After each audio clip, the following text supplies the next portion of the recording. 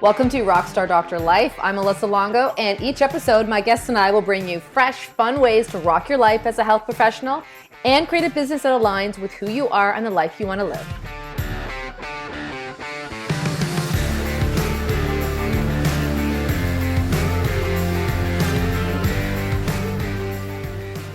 Hey there, everyone. Welcome to another episode of Rockstar Doctor Life. I'm here with a great chiropractor, doing some great things in his community, being a dad, changing lives, getting involved in running events as well. I'm looking forward to our conversation this morning. Welcome, Dr. RJ. Hey, thanks for having me, Dr. Melissa. So I always like to start the show with getting a little bit of a snapshot about, who is Dr. RJ? What are you doing these days? Give us sort of your life in a nutshell right now.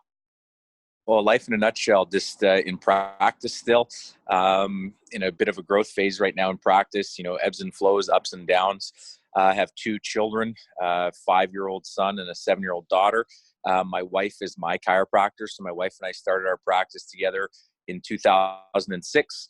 We had children in 2012 and 2014. And now my wife isn't in practice anymore. She's just a stay-at-home mom, which is probably harder than being in practice, having to be around my children all day long. Other than that, I got involved in the Colorado Chiropractic Association a couple of years ago. And like you said at the beginning, I got involved running our annual convention. So I'm trying to put on an amazing event for chiropractors to come and just get more full and more on fire for chiropractic. Mm-hmm. So let's just jump into that right away. I mean, you already have a busy life with two young children, practice, I'm sure other, social life, hobbies, things that you're doing. What was the motivation to get involved in something politically in Colorado?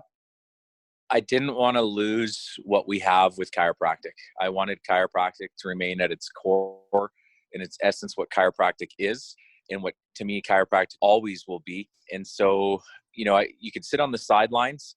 You can point fingers. You can comment how you don't like how things are being run. You can just have that voice in the background, or you can go in and do something about it. And so finally I got sick and tired of being the voice in the background, that I said, I want to go do something about it. So I wanted to join and just see what it was all about. Really just to learn politics, to learn how an organization runs. And then I just wanted to create change. I'm that guy that likes to create change and likes to see things happen. And so we're, as a board, they're talking numbers about the conventions in the past.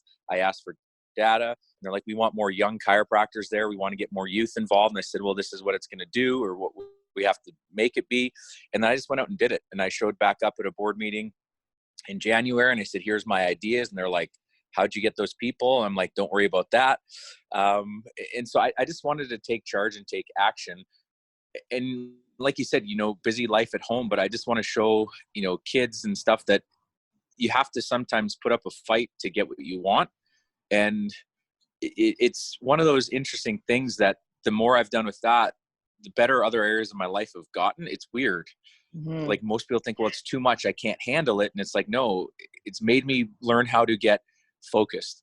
So setting time, setting parameters. I don't spend a lot of time on it, but when I do spend time on it, it's detailed time. It's 100% focus. And I think that this shows up in other areas now, where it's like I can focus more with my kids in certain areas, in my practice and with my marriage and stuff like that. So that's why I got involved.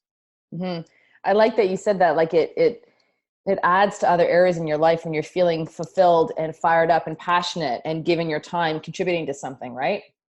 Yeah, absolutely. Mm-hmm. So, but let's just talk about for a sec. So, you're obviously the kind of guy you just said likes to jump in, take charge. Where did that come from with you? Is it something that your family instilled in you, from lifestyle, from experiences that you've had, where maybe you had a struggle or a challenge that made you go, I've got to change something? Because a lot of docs would be like, well, that sounds like a good idea, but they don't actually do it. So where do you think that came from in you? What would you say to others? I think it would be from watching my mother and father growing up. My dad got involved with a lot of things. He still is. He was just down here in Colorado last week with us. And he's 88 years old, just turned 88, and he's involved in everything. This guy, he goes around, he does stuff, he gets involved. He's very vocal. He'll ask questions if he doesn't understand. And my mom was the same way. Just always saying, just keep going, keep trying, just pushing you forward. Come from sports of never giving up. It's that fighter's edge, or they always say it's not who hits the hardest, it's who gets hit the hardest and gets back up. And I think I learned that at a young age, being the youngest in my family, a smaller kid, getting pushed around and knocked down, and just not ever giving up, and always picking myself back up to go forward.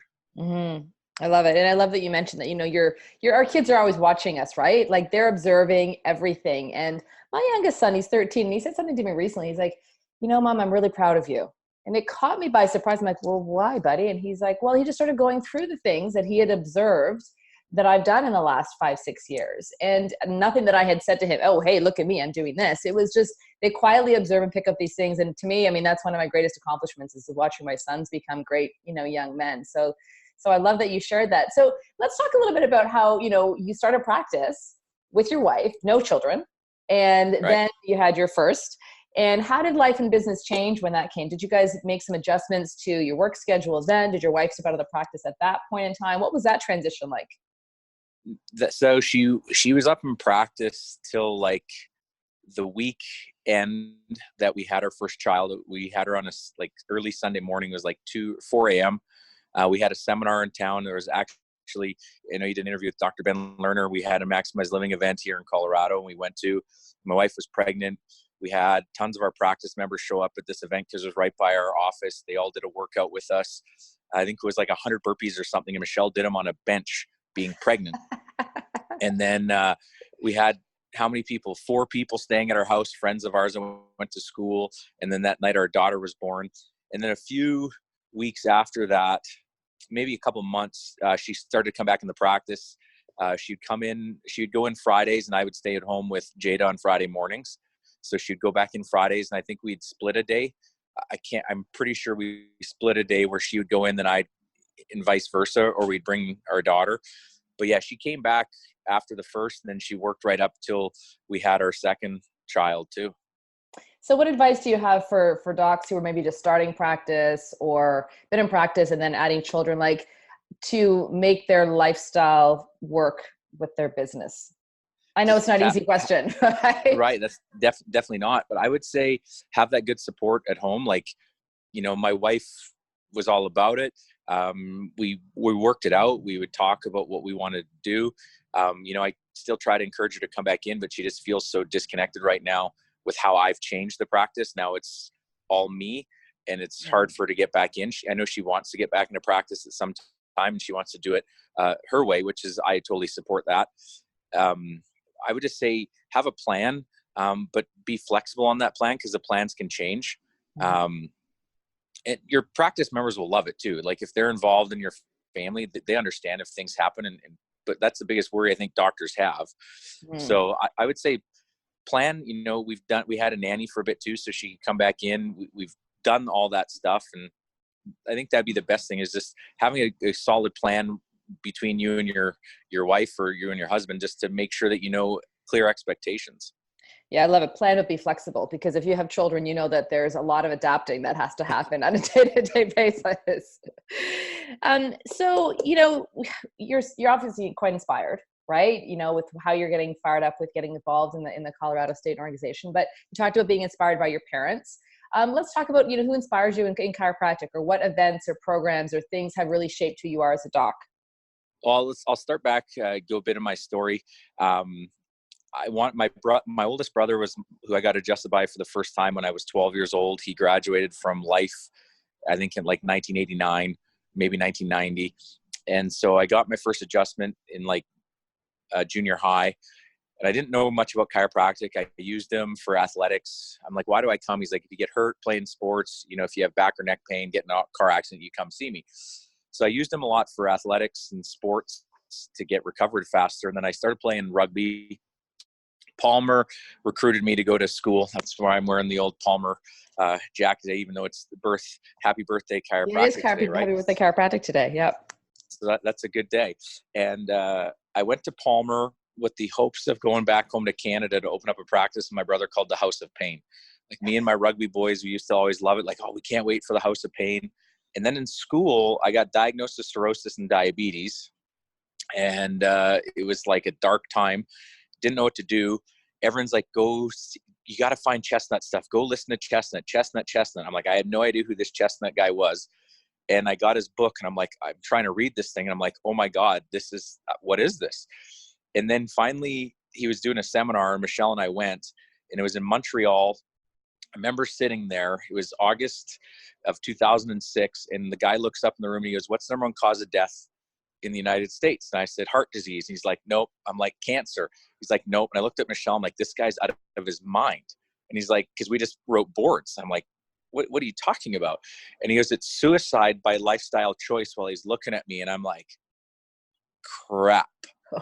And that was the day everything changed. I started following all of his stuff, started learning about subluxation. I quit drinking. I quit, eating out, no fast food, no pop, no chewing tobacco anymore. And then after that, I got hooked into guys like BJ's, like old school BJ Palmer stuff has been very influential in my life. Reggie Gold, Sigafus. Those, I would say Chestnut, Reggie, BJ, and Sigafus have probably been the four biggest and most influential people in my life in chiropractic. Yeah, I love it. Dr. James Chestnut was in school with me, 2 years ahead of me. And so I got to know him, as students, and love his work and respect his work tremendously. And I love that story. Thank you for sharing that. We'll put in some links to Dr. Chestnut's work, listeners as well, to find out more. He's got a really great certification program.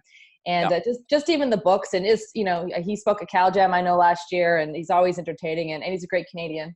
So let's talk about Canada, though. You were going to come to Canada to practice? Yeah, I'm from Edmonton, so I wanted to go back home. I didn't know that. Oh. Yeah, I'm from Edmonton originally. Yeah, I wouldn't have chose Canada no, I'm kidding.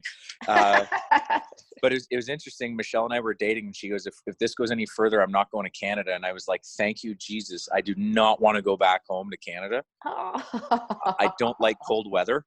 People are like, but you're from Canada, you should like cold weather. I'm like, no, when it's cold your entire life, you want heat. Yeah. And so I love 90 degrees, 100-degree heat. Yeah, fair enough. That's where I thrive. I will not disagree with you there. I love my country. I've learned to accept and embrace Canadian winters. But I'm with you there on the heat. So when you and Michelle were working together, a lot of docs work with their partners. What advice do you have for them? That's a beautiful relationship, and sometimes it can pose its own unique challenges. So did you and Michelle have anything that worked really, really well for you when you were in practice together? Yeah, I would say we do Friday lunches where we'd go sit down every Friday and talk about what was going on in the office, what we didn't like, what we liked. We talk about staff. We talk about everything. We get caught up with each other every Friday. So that was like our ritual to go out. In the office, we just made clear roles, like defining roles, like you do this, I do that. She a lot of times would take over the staff. I would do a lot of the marketing. I would do the reports. She would do the day ones. So we had everything sort of mapped out and to a T of like, this is what we're going to do. And then we just worked with each other on it. And so your Friday lunches were business lunches as opposed to dates and stuff. And how did you navigate, the conversations where you're at the dinner table at home and then something comes up with the practice? Or because I remember when I was, my ex-husband was a chiropractor, and we were great, partner practice together. But there was always that element of work that came into our day-to-day life. And I think a lot of doctors struggle with shutting that part of your life off, because it's part of who you are too, right? I think it was advice we got that, you don't bring your stuff into the office, and you don't take your stuff out of the office. So it's just learning how to manage that. Like there'd be times I'd want to ask her stuff and it would come up, and it still does. But then when there's enough frustration built around it, you have to learn that, okay, I can't keep doing that. Like you have to change the cycle or change the pattern. Just like when you're working with a practice member or patient in your office, you have to change what's being done. And so as a man, sometimes it takes a few times to learn when you're making people upset. And then you're like, okay, now I finally understand. So it was just very wise to say, I'm not going to do that, or we can save it for Friday. Mm-hmm. Mm-hmm. And so with you getting involved with the association now, let's talk a little bit about your vision for the event that's coming up, end of October, and what can people expect if they come to support the event? I think they're going to, that's a loaded question. My expectations are they're going to walk away going, oh my God, that was absolutely one of the best events ever. In terms of level of speakers, quality of speakers, variety of speakers, I mean, I got philosophy guys to business guys, medical doctors to guys that do scoliosis bracing, to leaders in chiropractic. We brought in like a Fortune, I think it's Fortune 500. He's an entrepreneur. He's sold numerous businesses for millions and millions of dollars, and he's going to make a unique talk for chiropractic. This guy, Josh Linkner. So it's like super exciting, guys, to teach you how to speak better, to communicate more, science people. Like, I wanted to create such an event that people took notice, not for me, but for chiropractic. And I wanted to rally the troops in Colorado a bit to get more doctors involved. The truth is, a lot of people have negative things to say about associations, but they don't come and be a part, or they don't pick up a phone to call and ask. So I just wanted to create that go-to event, and like looking forward to next year too. I was like, I want to do one that's like a parade of stars. I want to find because next year's 125 years of chiropractic. So it's like, I want to find the guys guys and gals that have been in practice for the longest. And I want to learn from them. Like I love the history, and I love hearing stories of practicing 30, 40, 50 years ago. And, that's where I just hope I am in, another 50 years, just still practicing. Like I still want to be practicing in 50, 60 years. I want to die in my office adjusting someone. Like that's my vision. Yeah. I'm with you. I mean, people often say, I'm sure they say you do this, you as well. Like, you're doing so many things. You're so busy. I'm like, yeah, but I don't feel stressed. Like a lot of my life is great. Like I don't, it's not going to work. It's just coming to my office to hang out with some amazing people and adjusting them. Like it's my happy place. And actually I was talking to a client about that the other day, how, you can be going through a lot of different things in your life, good things, bad things. But every time I'm in my practice, that's where I feel like I'm the most grounded and the most centered. And I think my practice has not only helped people, but it's helped me in a lot of different ways too. And I couldn't imagine, especially with my particular practice setup, I couldn't imagine not practicing on some level. Yeah. It's like every time we go on vacation, I'm like looking for someone to adjust, because I love that. I don't know. I just love the gift that we got and what we can do. And I'm like you, it's when I'm in there, it's not stressful. It's the other parts of practice that are more stressful, doing the notes and, finances and make sure the, income's coming, like all that stuff's the stress. The adjusting is like, it's flow. It's just pure energy, and it's just easy. Yeah.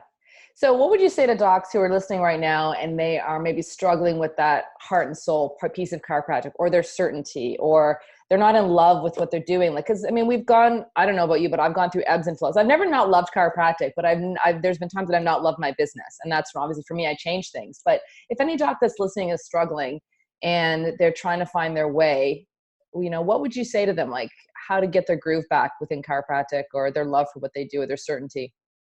So I'm going to go back to those names I said earlier. I would definitely recommend, and I did this, I've done it 3 different times, a month of BJ, where I just listened to BJ Palmer audio for a month. I've done Sigafus for like 2 months, and then Reggie Gold. I mean, I would just start getting all the old Sigafus stuff. I think his Red Deer, I'm pretty sure it's from Red Deer, Alberta too, that he was there. And that's probably one of the most amazing talks that any chiropractor's given.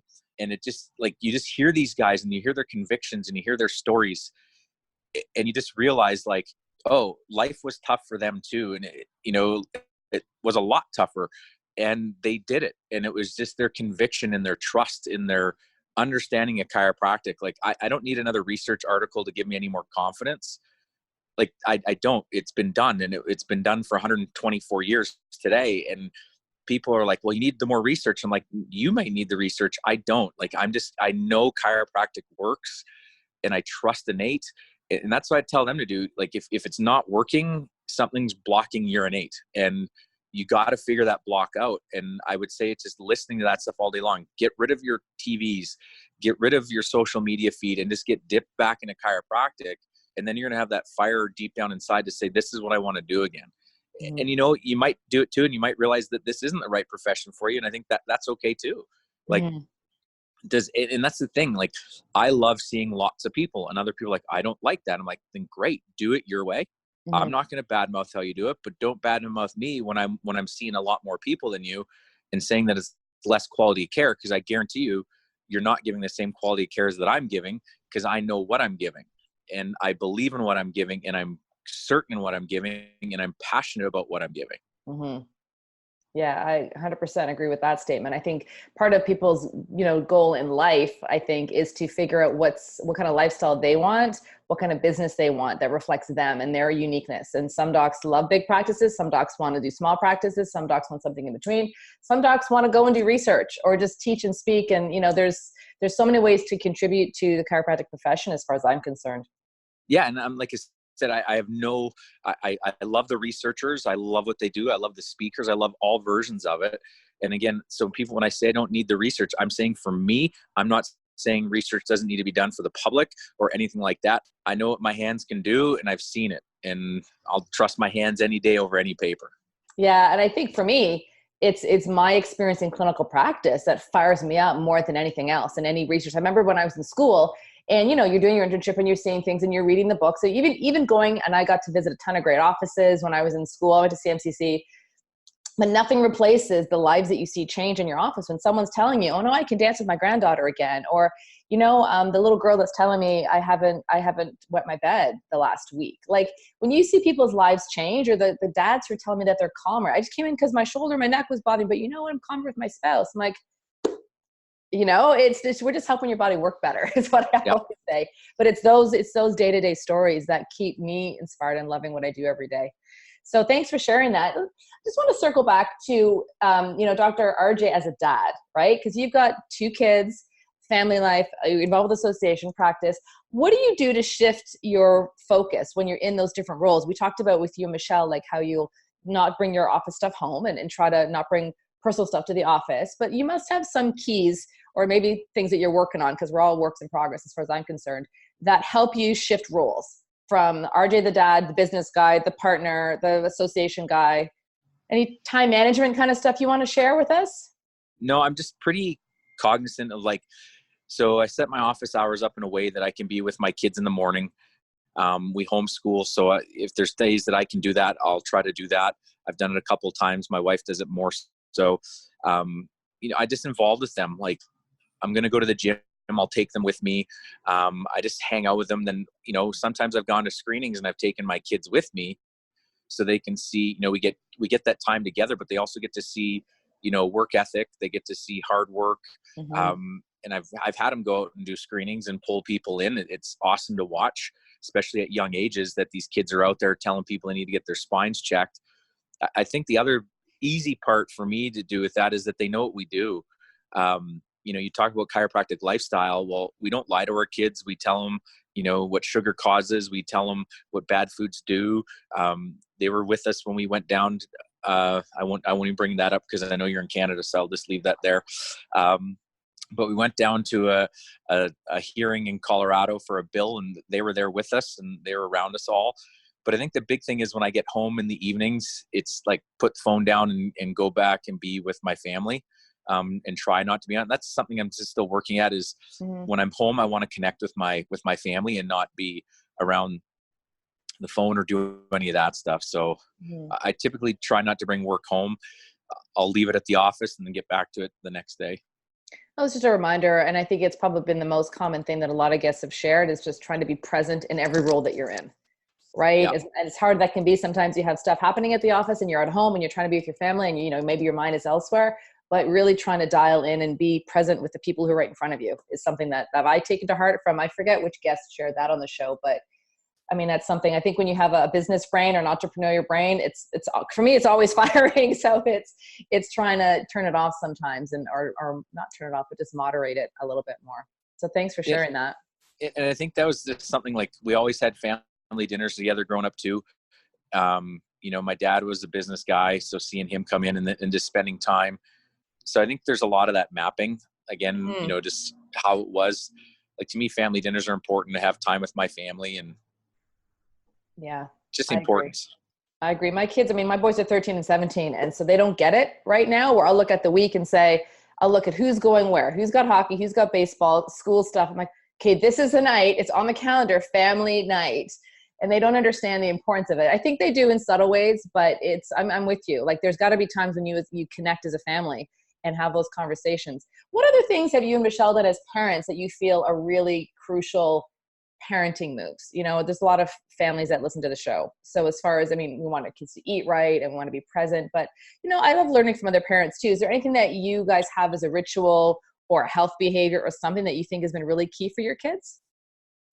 Yeah, we do. So one of the rituals we do is like Friday night's movie night. So we always watch movies together on Fridays. We try not to do anything other than that because my kids love Friday movie night with mom and dad. Even when people are in town, my dad and stuff, they always want to do movie night with everyone that's over. So they really like their Friday night movie night. Again, my wife has the Innate Mom page. So she does a lot of like posting on there, and that she's done cooking videos with my two kids, and they make healthy snacks. So it's just showing them, and like when we're out in public and telling them, like, you know, you can say no to bad snacks. We'll always replace it and get you something good. If it, you know, with baseball and soccer, and people bring snacks, and most of the times my kids can't eat the snack, and they know that. And, you know, sometimes they say no, and sometimes they pull a fit, but it's always going back. Like, we can't let you eat that. Mm-hmm. Like, I'm sorry, you know, I just won't feed that to you. And it's just helping them make better choices. But I think if the more honest you are and open, then they understand. Like, here's why we don't do that. And I think sometimes parents just like, oh, don't eat it, it's bad. But if you tell them, you know, it creates inflammation or disease or cancers, then they understand, and they won't make that choice. I was sharing the other day with one of our practice members that my son Justice, he's 5, he'll walk to the fridge every morning and start chugging Chestnut's fish oil right out of the fridge. We don't have to tell him. He just does it every single day. And another neat thing was, my daughter healed a cat. Like, we don't know how she got a cavity. We don't feed him sugar, super healthy diets and stuff like that. And we did all this work to heal her cavity, and she did that work on her own. That was pretty cool to see that the cavity completely healed. Other neat things we do, like, it's coming up to be October, Halloween. We've never let them have a Halloween candy. They've had one piece, and we typically, hopefully they don't listen to this and aren't old enough to listen to this, but we secretly put in what we want them to eat, and we pick it like organic something, so they're not getting loaded up with high fructose corn syrup and stuff. But we do the switch witch, where they trade in all their candy for toys, and this witch comes and creates some toys, and like, they're already starting to stockpile candy that they get at people's things for the switch witch. So it just little things like that. Yeah. You're empowering your kids. I think that's the best thing, just like empowering our people in our practice to make healthier choices and really help them understand that health comes from within the body, not from something outside in. It's the same with our kids. I mean, and again, my kids are 13 and 17, but they know some of the choices that I've made for them. And even still to this day, I can't control all their food because they eat out with their friends, and I just don't have the same control as teenagers that I had when they were younger. And I always tell them, you're lucky that for all the first years of your life, I did this and I did this and I did this. But really showing them, explaining to them why I made those choices has been really, really key for them to understand, you know, how to take care of their body moving forward. Even though they don't make all the right choices for me, they know the foundation most of the time. Well, what's interesting too is, like you said, that it's like you build that building block at a young age. So like, we'll let them, now that they're getting older, try something. Like, I want to try it, and they'll eat it and they'll feel sick. And I'll be like, oh, I have this and that. I'm like, well, it's from that thing you ate, and then they'll never eat it again. So. Yeah. And you know, what's funny is that my oldest son, every time, because I travel a little bit now, you know, to go to events and speak and stuff, anytime I'm away, I come home, and I think there's been at least a couple times where he's gotten sick. He's gotten a cold or something. And I'm like, dude, what happened? He's like, I think I ate bad while you're away. I didn't have and he's on it. He goes, I think I stayed up too late. Like, he knows the lifestyle requirements for his body, and he'll own it. I'm like, okay, well, you made those choices. Yep, I know. This week I'm doing this, this, and this to get myself back on track. So listeners, I know that, you know, how we shape our kids is a big factor in our overall happiness within our family. And I hope you have your own, and should definitely share with me and send your own responses into the show so we can include them on upcoming episodes. All right, Dr. RJ, I want to respect your time and let you get on with your morning with your kids. I'm sure going to be up any minute if they're not awake yet. Thanks again for being here with me today. Listeners, I'm going to put in a link to their event that's coming up. I'm sad that I can't be there. There's a provincial event here in Ontario that I'm going to be speaking at. And I can't get to Colorado, which bums me out because I've never been to Colorado and I know how beautiful it is. And I loved your lineup, but maybe next year I'll put it on my calendar. And thanks again. Yeah. Thanks for having me. 2020 will be huge too. It'll be just as good. Well, thanks for all the good things that you're doing to inspire chiropractors, and not only in your own community, to inspire people in your community, but doctors worldwide with your message and the event that you're putting together. I appreciate it, and it's just you got to keep fighting for chiropractic.